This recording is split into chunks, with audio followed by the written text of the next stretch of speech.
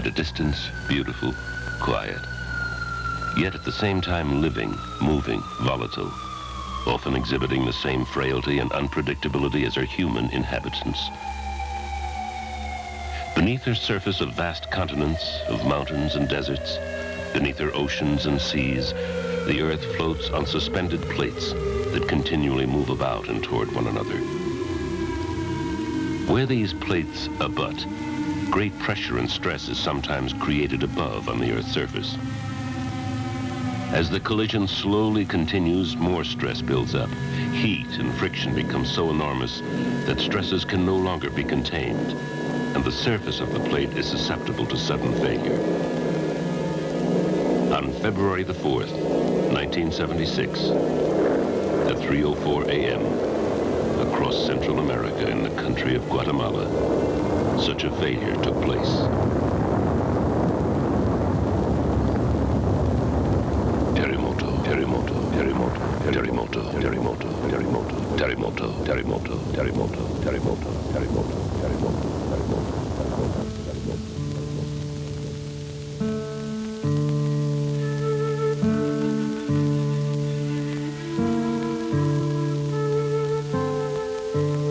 The earthquake lasted only half a minute and registered 6.1 on the Richter scale.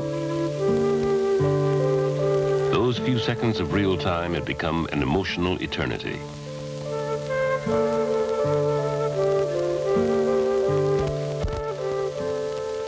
In that time, over 24,000 men, women, and children perished.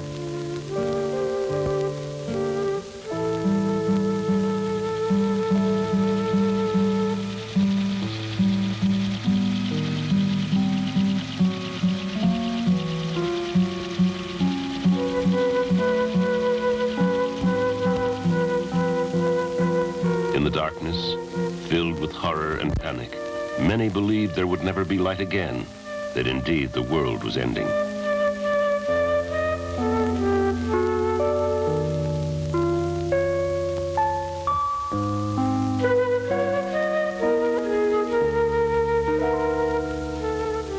As the grief of lost loved ones very slowly subsided, the stunned people of Guatemala faced the reality of their condition. A tiny failure in the crust of the earth had devastated an entire country.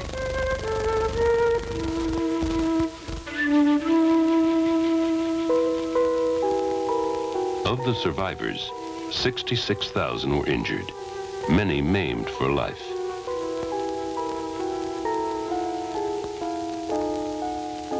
The president of Guatemala, Shell Lajarud, estimated that 1,277,000 people had been left homeless. The most serious damage occurred when adobe brick homes collapsed, loosening a rain of 6-pound roofing tiles. The greatest damage was found in the pueblos, the small villages, and in the lower income zones on the outskirts of Guatemala City. Within the city, many older buildings, including historic churches, were the most severely damaged. Even the strongest, most modern structures were affected by the quake.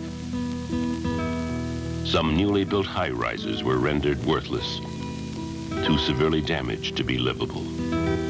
In the next weeks, over 1,600 aftershocks would send a new wave of fear through the country as tiny tremors echoed through the land. Guatemalans would only spend short periods of time in their homes, and only during the day. They would not be surprised again. Families quickly erected temporary homes wherever they could, with whatever they could. Soon, every open park, street, and sidewalk was filled with makeshift homes. A tiny paper and cardboard house would be home for a family of 8. Every spare stick, plastic sheet, and box was precious.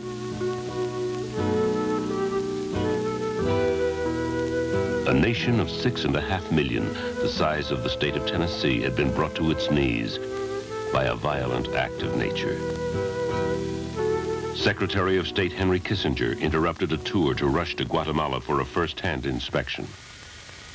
It is disaster which brings out the true human qualities and the real fortitude of a people.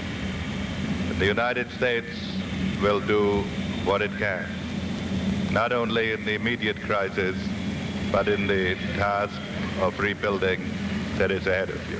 Before long, the United States Congress would allocate $25 million for earthquake relief for Guatemala, channeled through the United States Agency for International Development.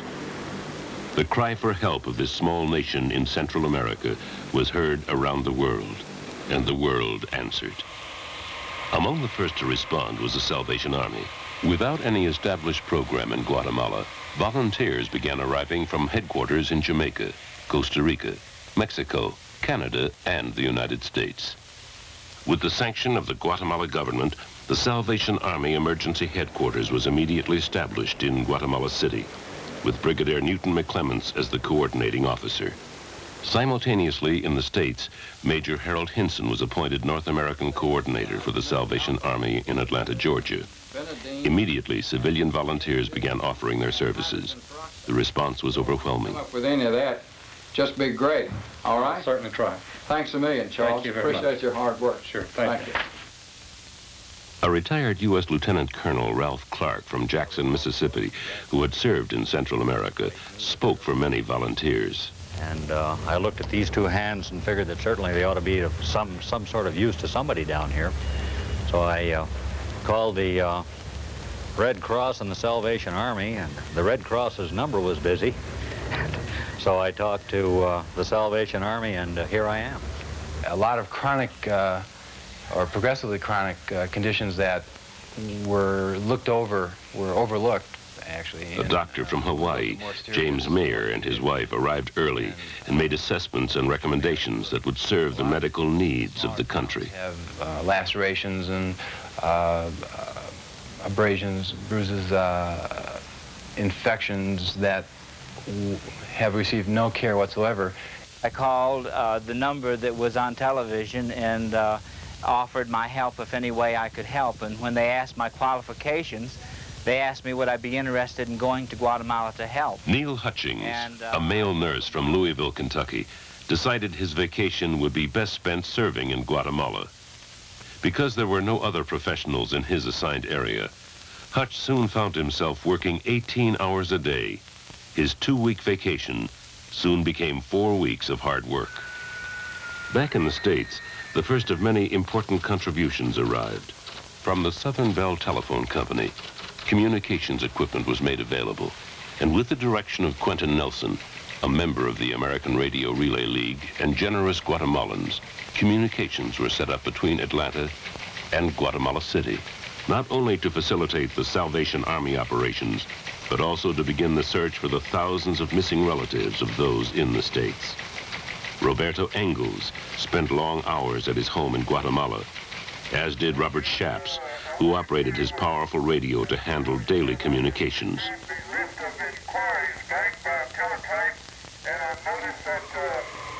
Then generous airlines began donating crucial transportation for personnel and initial emergency supplies without charge. An entire country pitched in for the relief effort. Industry and business were most visible, with large quantities of crucial materials and supplies. The Levi Strauss Company sent 10,000 children's outfits worth almost $1 million. Del Monte Foods and Beatrice Foods donated thousands of pounds of canned goods. The list grew by the hour. 40 tons of plywood, 56 tons of nails, bread mix for 104,000 loaves of bread, 3.5 tons of powdered milk, 7,800 blankets, 500 sleeping bags, 3,500 pounds of medical supplies, 250,000 water purification tablets, 1,300,000 pounds of food, shovels, family tents, artificial limbs, thousands of pounds of pharmaceutical supplies. The list was endless. An ambulance was procured in Detroit and quickly departed on a 2,000-mile trip. Destination, the Roosevelt Hospital in Guatemala City. Service organizations pitched in. At a public ceremony, the president of the Rotary Club presented Salvation Army National Commander Chamberlain with a blanket, symbolic of the 5,000 that they donated for the effort. From Canada Cash donations soon arrived, and $50,000 was raised in London to facilitate the recovery work.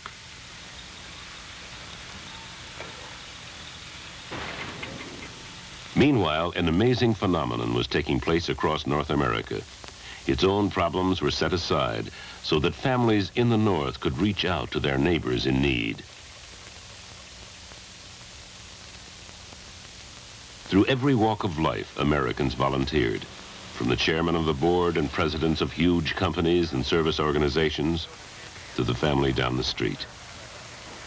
There sprang to life compassion and sympathy within men, women, and children who felt the need to offer what they could in whatever form they could. To some, like Colonel Clark, Dr. Mayer, Neil Hutchings, and Quentin Nelson, it was the sacrifice of their time and talents. To others, it was offering their company's vast resources in 100 ways.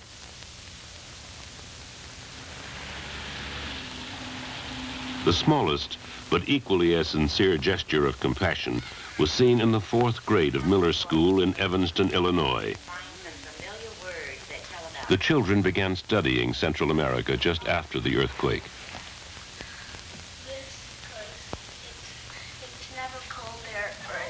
When they learned of all the volunteer relief work being done in Guatemala, they took it upon themselves to aid in the massive relief effort by raising money through a taco sale. The children prepared the tacos themselves to sell to fellow students. They raised a total of $40. And Gerald, what do you have for Major Johnson? $40. Well, we want to thank you for that very generous. It was warmly accepted by Major Johnson of the Salvation Army in Chicago. Help us as we help boys and girls way down there in Guatemala. Thank you, and God bless all of you. The large donations kept coming too. For the important task of rebuilding, the Boise Cascade Company sent 40 tons of plywood. From United States Steel, 56 tons of nails. The airport at Guatemala City was one of the busiest in the world.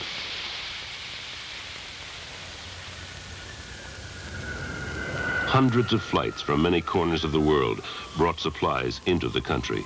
It was here that the Salvation Army, with the approval of the Guatemalan government, first began to coordinate the arriving supplies. Each day, dozens of trips were made to the large supply tent. Usually, trucks were manned by teams of Guatemalans who had volunteered to help with the distribution. Within hours of the arrival of the first supplies to the Salvation Army, distribution began, initially to the badly damaged outlying zones of Guatemala City. Hundreds of women would queue in a matter of a few minutes after the truck arrived. There were no men apparent for good reason. They were all involved in the monumental digging out process that was just beginning. The response of the Guatemalans was gratifying. Many had not had decent food since the night before the earthquake. The women were anxious, yet orderly, considering the hardship most of them had suffered. Some had lost 3 and 4 members of their families. Their thoughts would not linger on yesterday, but rather turn to the need of their families today and tomorrow. Sometimes we probably receive more, not materially or Major Billy but Jean DeArmond from Mexico City. That you're able to do something for someone else. The expressions on their faces are something that only you, when you see it, can you appreciate it. I think they're extremely optimistic. Temporary headquarters for the Salvation Army was a donated 14-room home in the heart of Guatemala City. There, supplies were brought from the airport, and once the roads were cleared, from the seaports of San Jose and Santo Tomas. Clothing, food, and medicine was sorted and prepared for distribution. Headquarters was a hubbub of activity around the clock.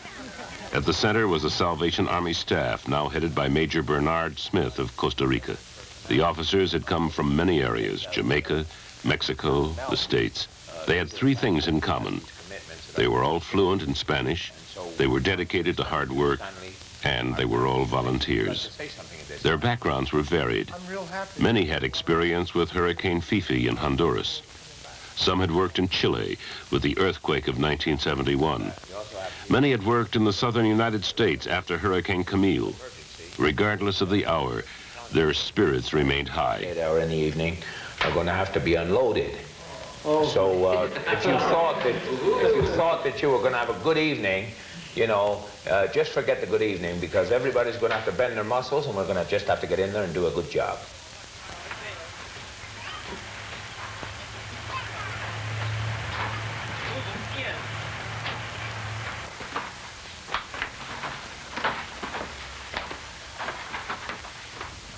The largest hospital in Guatemala City is Roosevelt, named after President FDR. Fortunately, it was not damaged by the earthquake, but it soon became overcrowded within an hour of the earthquake. By morning, patients were filling the halls. As dawn broke, doctors and nurses were administering medication on the front lawn. Blankets were desperately needed and became in even shorter supply when it was discovered that many patients were giving up their blankets to their families, who were living in the parks and had no protection from the cold night air. While headquarters kept busy distributing supplies that had arrived by air cargo, Salvation Army officers were on hand to greet the first ships that were arriving from the States. 70 miles south of Guatemala City on the Pacific Ocean rests the port of San Jose. One of the most welcome sights was the Boise Cascade shipment of plywood. It meant that homes could be going up soon. A total of 3 million pounds of cargo would arrive from the U.S. by sea to aid Guatemala, most of it transported through the generosity of several freighter lines. We are figuring on 1 million to 1.25 million persons that were left homeless.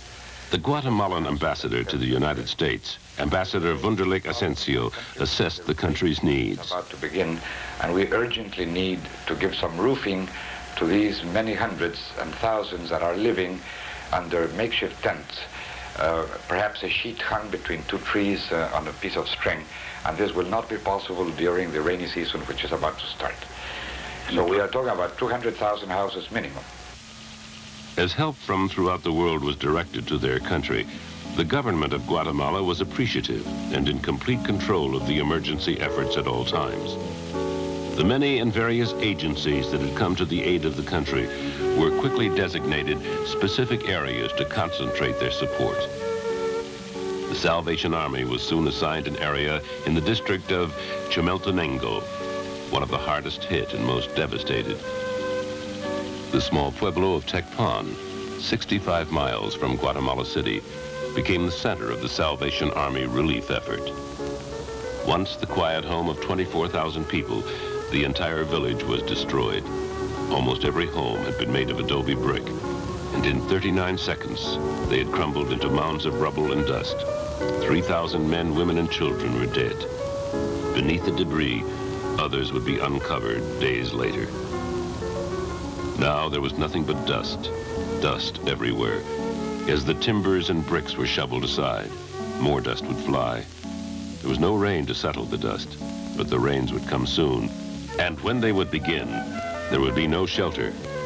As it was now, sheets and cardboard acted as roofing. When the rains came, there would be little protection, and the dust would be mud. A mile from the destroyed Tecpan, a new Tecpan began to grow.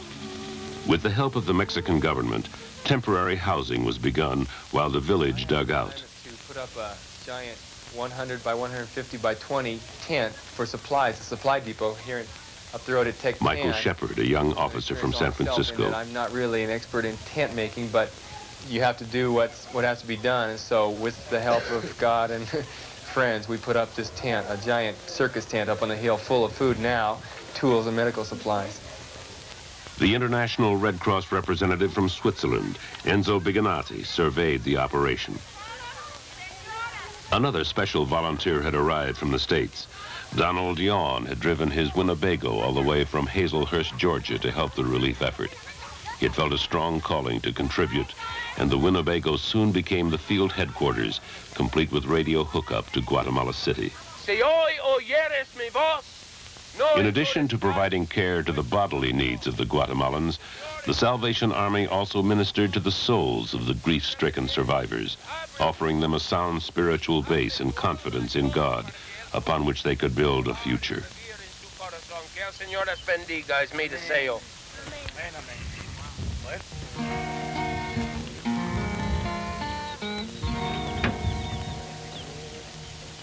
Alabaré con mi cantar toda la vida a mi Jesús que me amó y me salvó. They heard the music and the spoken word, and they came.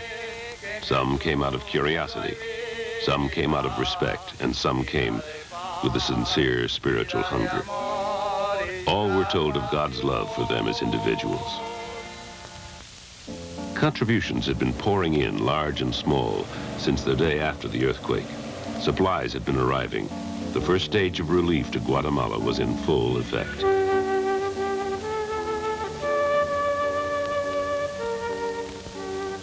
From Tecpan, the distribution of goods began on a carefully planned system in accordance with the Guatemala government.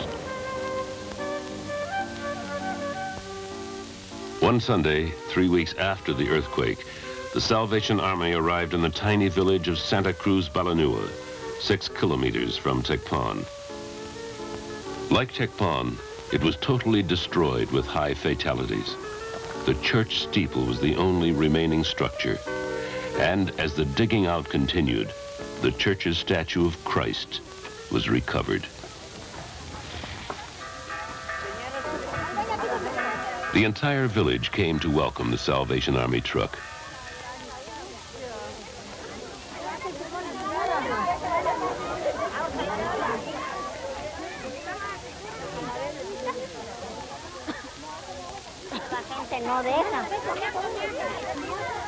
After the first wave of excitement subsided, the mayor read the list of the village's families, and in orderly fashion, each household head was given an equal share of food.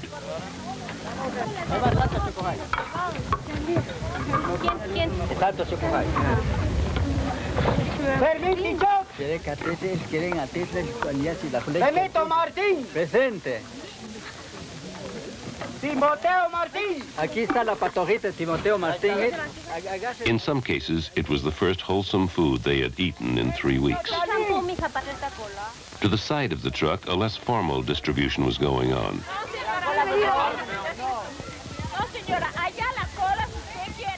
Women and children were being given welcomed clothing.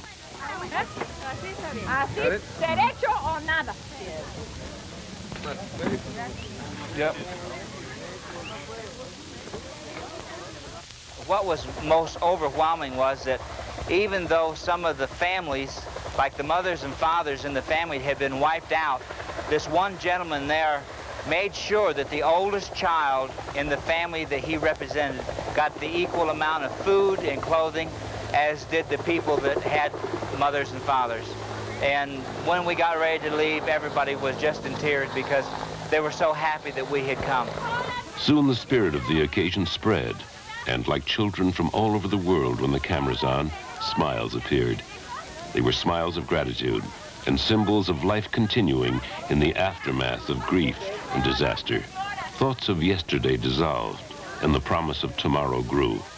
To be able to work with people, and I feel that there's a satisfaction there that can't be explained in words, or it could not be bought with money, but just a real satisfaction of working with people in their situation. And it helps you to understand when you get back to the United States how other people live and some of the problems they face. And it's something that I wish every person could do. And one of the little boys went with us who'd lost his home.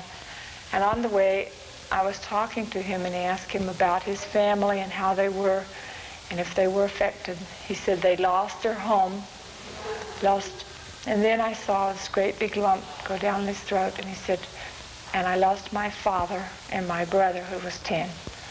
But he didn't cry. He was like a little man. And so to me, that was a very impressive thing, because now he's the man of the house. How he'll make it, I don't know, but I believe with the optimism that he seemed to have, the spirit of optimism, I think they'll make it. Throughout the country, the entire population would have one unifying cry: rebuild. They still had an enormous task before them. The damage that had struck in 39 seconds would take years to repair. Guatemala ain't PA. Guatemala was on her feet. She had been stunned, but she was not out. She would be reborn.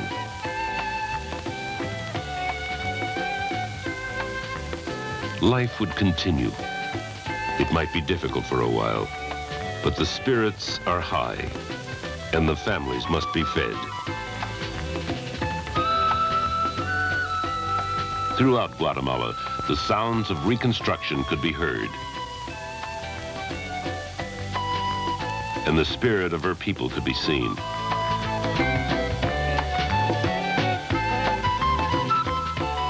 There were new homes to be built, stronger this time with new cement block bricks made from a machine which was a gift from the Salvation Army. The buildings would eventually be replaced, but the memory of lost loved ones would remain forever. Life would go on. Within 4 weeks of the disaster, 6 babies had already been born in the health clinic at Tecpan. That Sunday, a wedding. 2 young people starting together with nothing but hope in the future. There would still be strong ties to the past. The residents of Tecpan had decided they would rebuild on the site of the old Tecpan. It had been their grandfather's home for 2 centuries, and it would still be the site of their grandchildren's home.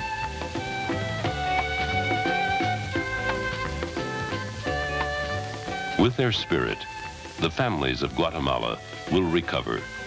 They will make it. But it could not have been done easily without those special people of the world, the dedicated volunteers. Thousands of them from everywhere. Compassionate, caring, selfless, dedicated. They will continue to help support the shattered country of Guatemala in whatever form necessary to restore its former beauty and tranquility. Nature will undoubtedly commit future violent acts that cripple and destroy. But as they did in 1976 in Guatemala, the dedicated volunteers of the world will be there to soften the blow.